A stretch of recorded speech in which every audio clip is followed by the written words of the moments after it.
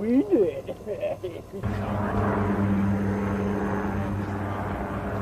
Yeah, we received information a man armed with a gun at Pennsylvania and Bloom. Upon our arrival, we exited the vehicle, identified ourselves. He turned around and said something, and he opened fire on us. At that point, I went down to the ground. I opened fire back on him. He ran in the alley, down to Division Street, 1700 block, to walk down the middle of the street, guns in his hand. Saying, "You're going to have to kill me." We were just standing on this corner conversating, and before we knew it, a blue knocker car pulled up, and, you know, the door was halfway open, and he said, he jumped out the car, both of them jumped out the car and said, all right, everybody up against the wall, and they specifically pointed out to my friend and said, you hold it, you know, you freeze. And he came out of the stash, you know, and fired on them because they already was going to fire on him, you know, so he fired on them and ran down the street.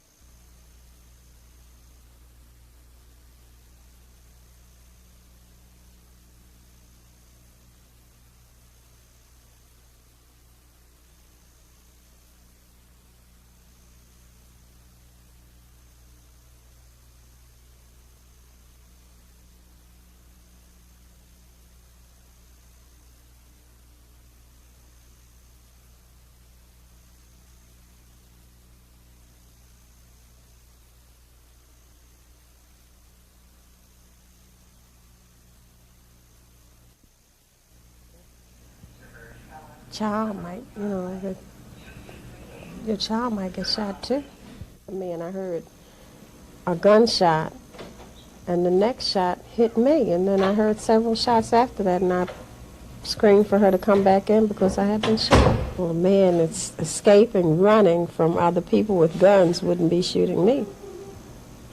He would be running to get away from whoever was firing at him, as far as I'm concerned. So I couldn't say that he was the one shooting me if he was running away.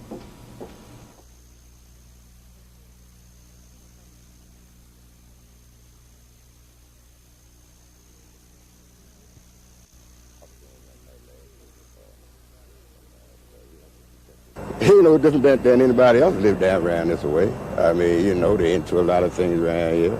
I mean, it's the involvement around here. But I know I'm from this way, but I made it out of here. And I was trying to help him. They didn't let me go in there. Where does he live? Nobody knows.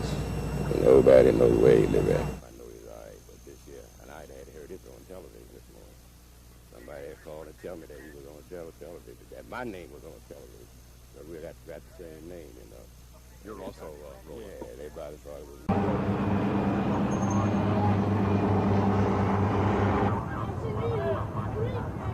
8 Pensy, and hold me out to the radio shop.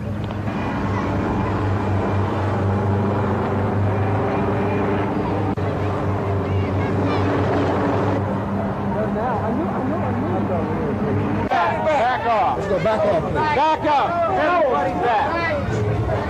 Stand right back where you are. Drop your head.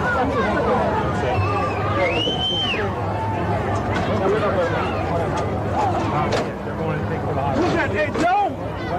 Hey, Joe!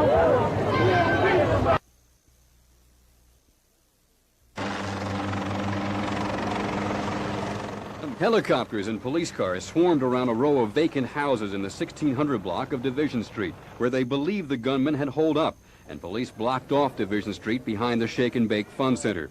The SWAT team quickly moved into position, and because there was no response from the gunman, they had to go in and search each house, not knowing if the gunman was waiting for them. 29-year-old Roland Ronnie Bell Jr. has a reputation for always carrying at least 2 guns, and he used both guns during the running gun battle with police this morning when they tried to arrest him in connection with the Murphy Holmes shooting and stabbing incident last month in the same project where he was trapped and finally captured today. 6 people were wounded in that incident during a drug-related argument. Bell's father, in an exclusive interview with News Scene 2, said his son was a victim of his environment. He no different than anybody else live down around this way. I mean, you know, they into a lot of things around here. I mean, it's the environment around here. But I know I'm from this way, but I made it out of here. And I'm trying to help him. The SWAT team's search angered the sisters of Roland Bell. Why can't they let somebody try to talk to him, They don't know where he is. They said they think he's in this area. Maybe didn't find him in there. A long talk, whatever you call them thing.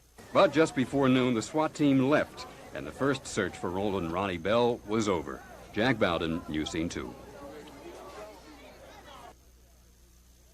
This is Michael Shockett. It all started just after 8 this morning here at the corner of Pennsylvania and Bloom Streets.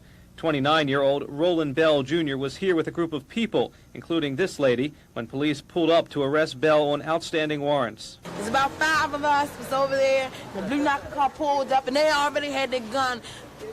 You know, they was like, the door was open. He was riding up. The man that was on the passenger side was riding up, and the door was open. And they jumped down, and he said, everybody pulled out the service revolver and said, everybody freeze, and told the guy, you hold it. And that's when he came. You know, he just came out and opened fire, and, you know, because he wasn't going. What did I do? Yeah. I was dirty. I ran, too. Then he started running from Pennsylvania Avenue and shooting at police at the same time. He ran down here to Brunt Street, stopped at those bushes there where he reloaded his weapons, and then continued down to Division Street. Police chased him for about 4 blocks. Bell was shooting at police. Police were shooting back. Carter Johnson was walking his dog at the time. I saw the police coming up the street, and then I saw him shooting down while the police were laying down in the street. Then he come down here, he shot for 6 or 7 times. Then I started running. Most everyone else who was outside at the time also ran for cover with all the bullets flying around. Detective Leonard Bays says he thinks one of the bullets hit Bell. At one point, he grabbed his shoulder, put the gun in the air, then continued walking. He walked down the middle of Division Street and said, you're going to have to kill me, and turned and fired at us. There were about 40 shots fired from all the guns. One bullet grazed the leg of Rebecca Tarpley as she was walking outside her house. She was the only person hurt throughout this whole incident. In West Baltimore, Michael Shockett, News Scene 2.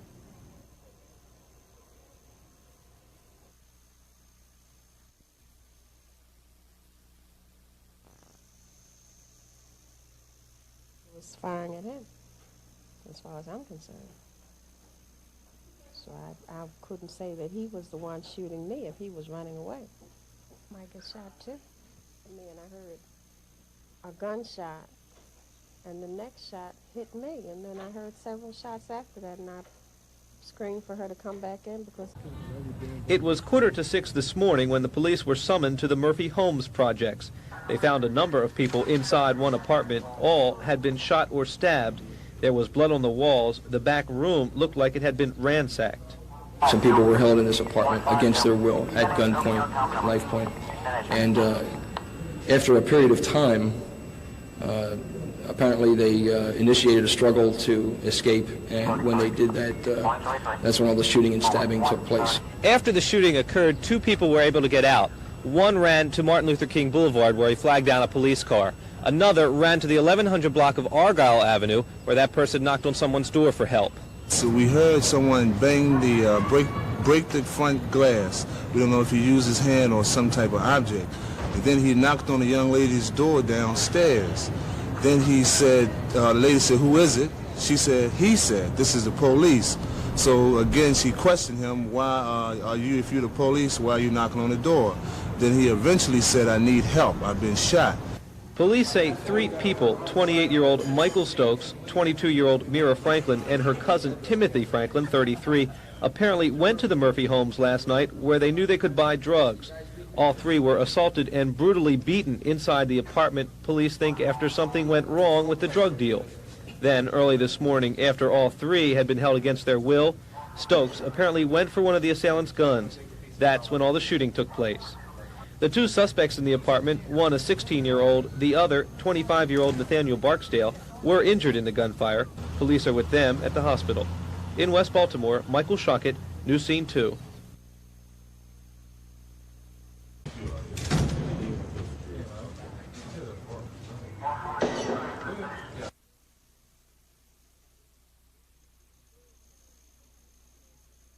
So we heard someone bang the break the front glass. We don't know if he used his hand or some type of object. And then he knocked on the young lady's door downstairs. Then he said, the lady said, "Who is it?" She said, "He said, this is the police." So again, she questioned him, "Why if you're the police, why are you knocking on the door?" Then he eventually said, "I need help. I've been shot." No, just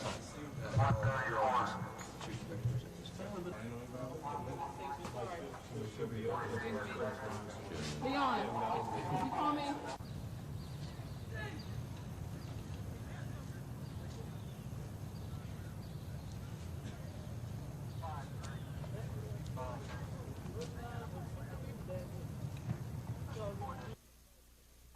It was early this morning when police were called to the Murphy homes. They found an apartment ransacked. Blood was everywhere.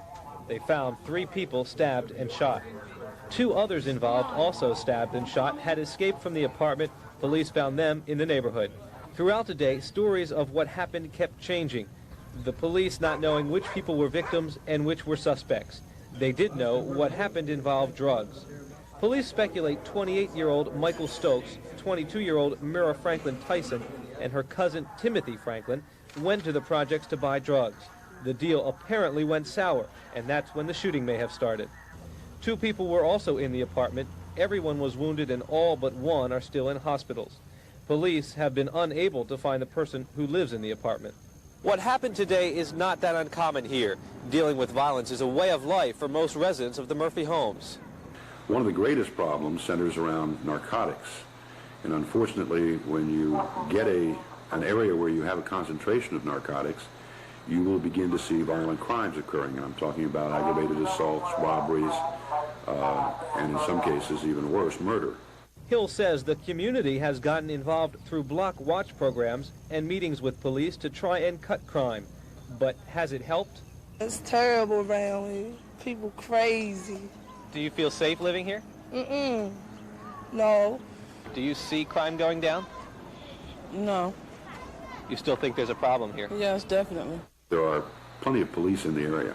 We don't patrol, however, inside the apartments, and this is where the problems occur. So even though the community has gotten involved and the police say violence has gone down, what happened here today is indication there's still a long way to go to make the Murphy homes a safe place to live.